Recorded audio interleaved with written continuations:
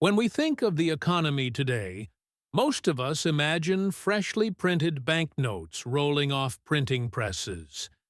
But this is only the visible surface of a massive illusion.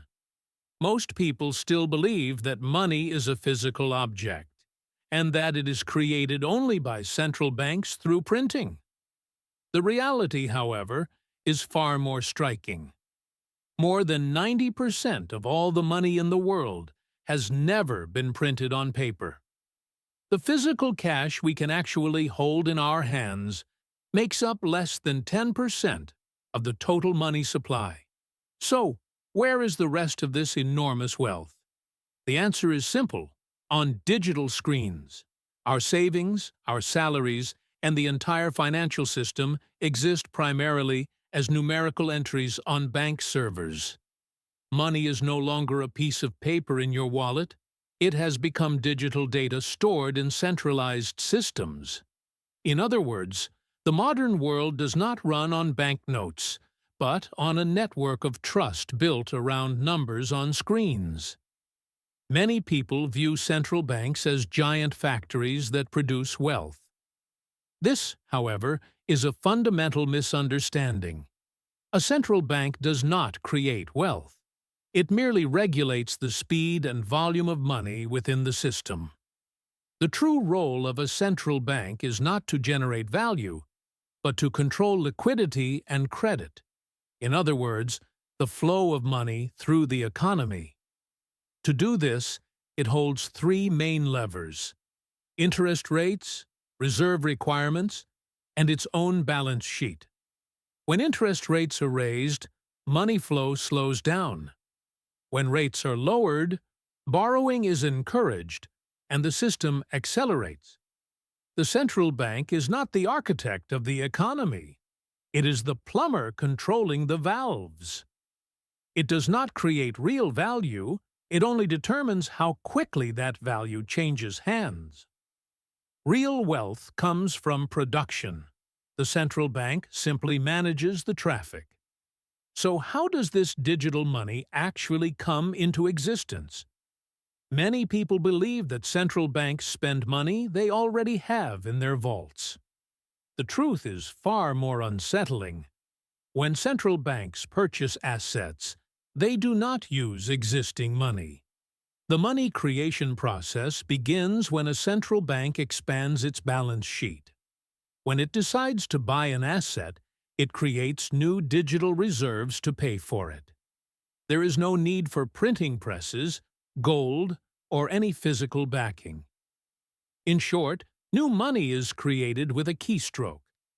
When a banker presses the Enter key, millions, sometimes billions, of new units of currency can enter the system within seconds. This is the greatest magic trick in financial history. A digital force born from nothing, yet powerful enough to move the entire world. One of the most powerful tools of modern finance is quantitative easing, commonly known as QE. But what does this sophisticated term actually mean? Very simply, it refers to central banks purchasing government bonds and financial assets from the market. But there is a crucial detail. The central bank does not collect taxes to do this. It does not borrow money or use existing savings. The entire process is digital.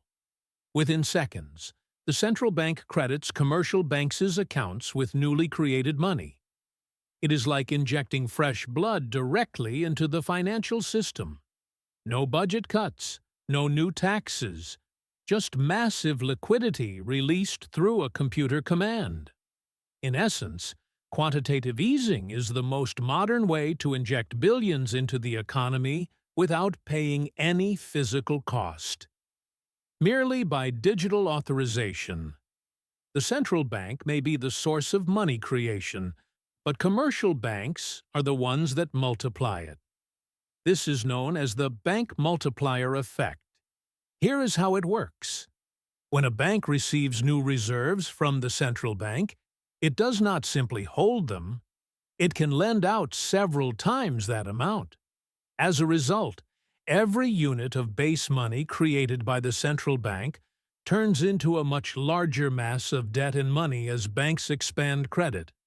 Your mortgage, someone else's car loan, or a company's business loan, all of them are essentially repeated copies of the same original unit of money.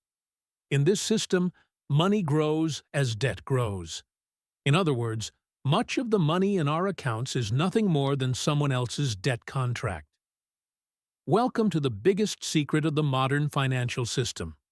Today, money means debt.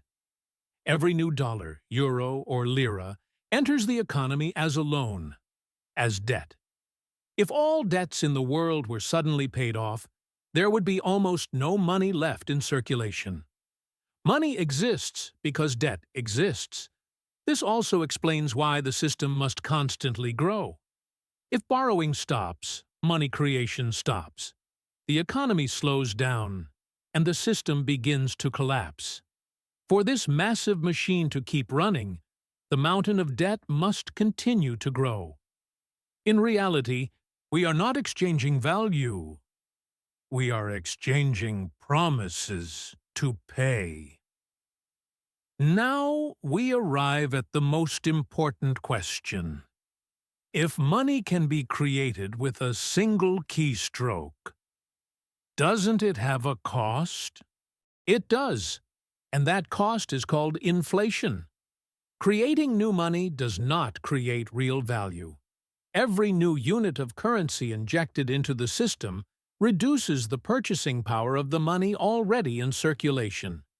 As the quantity of money increases, the strength of each unit is diluted. Inflation is the silent consequence of this system. No one takes money from your wallet. No one withdraws funds from your bank account. Yet, over time, your money buys less and less. Your savings slowly melt away under the shadow of digital expansion. Every unbacked digital number ultimately steals a small piece of the value created by your labor. So if this system is so risky, why doesn't anyone stop it? The answer is simple and terrifying. Stopping means collapse. Modern governments depend on cheap debt to keep their economies running. Financial markets now survive on the massive liquidity provided by central banks. If money creation and borrowing were to stop today, global markets would experience the largest crash in history within seconds. The system has become addicted. Like a drug dependency, it constantly requires larger injections of liquidity. There is no easy way back. To prevent slowdown, money is created. As money is created, debt grows. As debt grows, even more money must be created. The illusion must continue. The wheels keep turning until the debt bubble becomes too large to sustain. Does everyone benefit equally from newly created money? Absolutely not. This is where the Cantillon Effect comes into play. Those who receive the money first gain the greatest advantage. Large banks, institutions, and asset owners closest to the central bank. They spend the money while its purchasing power is still high, acquiring stocks, real estate, and valuable assets. By the time the money reaches the general public, prices have already risen. Ordinary citizens receive devalued money and are forced to survive in a more expensive world. This system quietly rewards the wealthy and punishes savers. Money turns toxic as it moves further away from its source. As we reach the end, we must accept a painful truth. Central banks do not create money for free. There is a cost, but it does not arrive as a bill. It is hidden, delayed, and distributed across society. With every new digital number created, we sacrifice a piece of our future purchasing power. The real question is not, can they stop the system? Stopping is no longer an option. The real question is this: how long can the illusion last? How long can real value produced by human labor be exchanged for numbers created with keystrokes? History teaches us one thing clearly. No debt grows forever, and no unbacked currency rules indefinitely.